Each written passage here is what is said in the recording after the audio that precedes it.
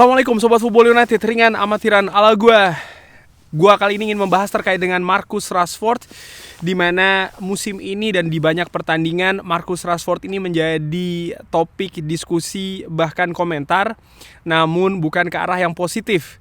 Lebih banyak kritikan, bahkan berbau juga serangan ya, sehingga di Twitter terbaru dari Marcus Rashford dia bereaksi tentang abuse yang menurut dia sudah terlampau besar.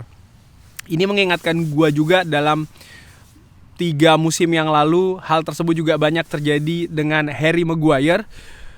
Dan ya ini juga membuktikan ya menurut gua, atau menunjukkan bahwa dalam sepak bola apa yang disebut dengan kritikan, apa yang disebut dengan serangan, ini merupakan 2 hal yang berbeda. Di Football United gua selalu berusaha untuk kritis dengan memberikan kritik, tapi tidak sampai berlebihan. Nah, terkait dengan Marcus Rashford, menurut gua ada mungkin perubahan yang akan terjadi di akhir musim nanti. Marcus Rashford sebenarnya memiliki modal yang sangat baik sebagai pemain Manchester United, bahkan sebagai ikon.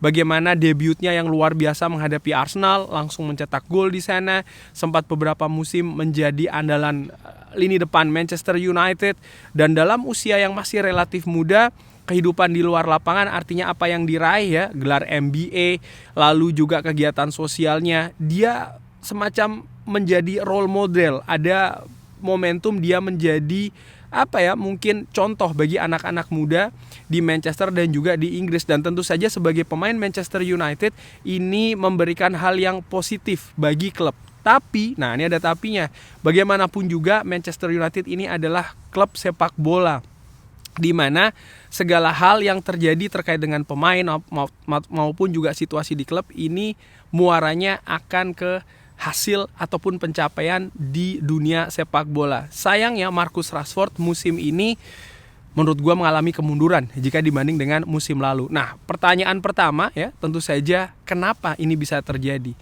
Kalau gue melihat Marcus Rashford yang masih berusia 26 tahun, by the way, raihan golnya musim lalu ini di Premier League ya, tentu saja dia mencetak 17 gol dengan 30 gol totalnya. Musim ini lihat hanya 7 dengan jumlah pertandingan yang mungkin hampir sama. Situasi ini artinya penurunannya sempat juga dialami 2 musim yang lalu, 2001-2022, di mana ya jumlah pertandingan dia hanya 25 dan gol pun hanya 4. Tapi di musim-musim sebelumnya dia bisa mencetak 2 digit gol di Premier League. Ini membuktikan sebenarnya secara individu, kualitas individu Marcus Rashford ini bagus.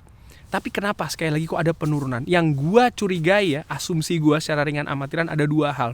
Nomor 1 adalah sempat dibahas ya kalau tidak salah oleh ibu dari Marcus Rashford, bagaimana kehilangan orang-orang terdekat dari Marcus Rashford. Kalau tidak salah ada temannya, lalu juga ada kerabatnya yang meninggal. Ini memberikan dampak yang besar bagi Marcus Rashford. Artinya ini merupakan pukulan juga yang besar bagi Marcus Rashford. Itu nomor 1. Nomor 2, kepergian dari Jadon Sancho, menurut gue ini juga ada pengaruhnya di sana. Artinya memang ada hal-hal yang di luar teknis sepak bola ya, artinya keadaan di atas lapangan ataupun di dressing room yang mempengaruhi penampilan Marcus Rashford. Dan sebagai pemain Manchester United ya, tentu saja dengan penampilan yang tidak bagus ini akan menimbulkan kritik.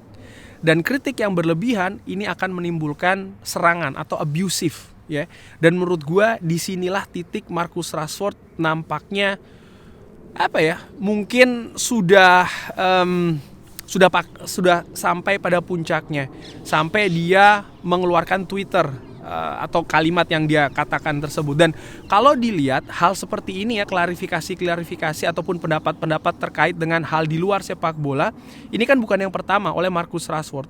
Beberapa waktu yang lalu ada interview juga kan ya yang dirilis terkait dengan bagaimana Marcus Rashford ini bersikap. Dia mengatakan ya, if you doubt me it's good ya kan.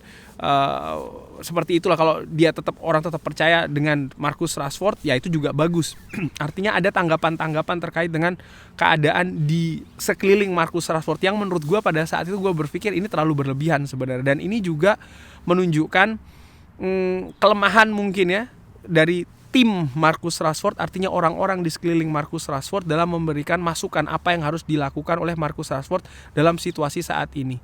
Balik lagi, tentu saja penampilan di atas lapangan ini merupakan hal yang paling penting, bahkan karena sebagai fans Manchester United, fans sepak bola secara keseluruhan, dan Marcus Rashford juga seorang pemain bola profesional ya kan, disitulah dia akan dinilai, akan dihakimi. Marcus Rashford musim ini menurut gue juga dengan kejadian misalnya di Belfast ya kan, ada hal yang tidak profesional di sana, dimana dalam waktu singkat ya, kalau nggak salah sehari ya kan, sebelum latihan dia justru menghabiskan semalam di sana, tidak ada persiapan yang maksimal. Ada reaksi tentu saja dari klub dengan memberi hukuman, tapi di sisi lain gue menilai bahwa ini sesuatu yang tidak positif. Tapi kenapa kok dia sampai melakukan hal ini? Bagaimana orang-orang di sekelilingnya juga memberikan masukan, juga nasihat ya. Ini menurut gue juga penting. Dari situ gue berpikir nampaknya akhir semakin dekat bagi seorang Marcus Rashford di Manchester United. Tapi, nah ini ada tapinya juga. Untuk mengakhiri hal tersebut ini juga tidak mudah. Kenapa? Ada data ini bahwa kontrak Marcus Rashford ini baru saja diperbarui musim lalu 2023, kontrak jangka panjang 5 tahun sampai dengan 2028. Itu nomor 1. Nomor 2, bagaimana gaji dari Marcus Rashford ini kalau tidak salah nomor 3 tertinggi di Manchester United setelah Casemiro, Rafael Varane, lalu ada Marcus Rashford. Lalu nomor selanjutnya adalah bagaimana valuasi di market bagi seorang Marcus Rashford. Kalau gue ambil dari Flashscore ini ada sekitar 58,7 juta euro. Maka paling tidak menurut gue ketika ada tim yang ingin mentransfer, paling tidak ada di angka 60, 70 atau bahkan lebih dari situ. Angka-angka tersebut ya, dari gaji, kontraknya masih panjang dan juga valuasi, ini akan menyempitkan pilihan klub yang memiliki peluang mengambil Marcus Rashford. Dari situ kita ketahui bahwa PSG, Paris Saint-Germain, akan kehilangan Kylian Mbappe di musim panas nanti. Marcus Rashford sering disebut-sebut ya, dirumorkan akan menjadi penggantinya di sana. Gua secara personal, secara ringan amatiran, yang gua inginkan adalah kualitas yang tinggi di sisi kiri Manchester United, di penyerangan Manchester United secara konsisten, secara terus-menerus, tidak dinamikanya itu terlalu bergejolak. Musim lalu dia menjadi mesin gol andalan Manchester United, tapi musim ini dia tidak bisa diandalkan, dan ini berpengaruh di hasil Manchester United yang juga menurun musim ini. Dan musim depan gue harapkan ini tidak ada. Siapapun yang mengisi sisi kiri Manchester United, gue harapkan memiliki atau akan memberikan kualitas tinggi dengan kontribusi juga yang banyak, yang tinggi di Manchester United. Gol, assist, defending, segalanya.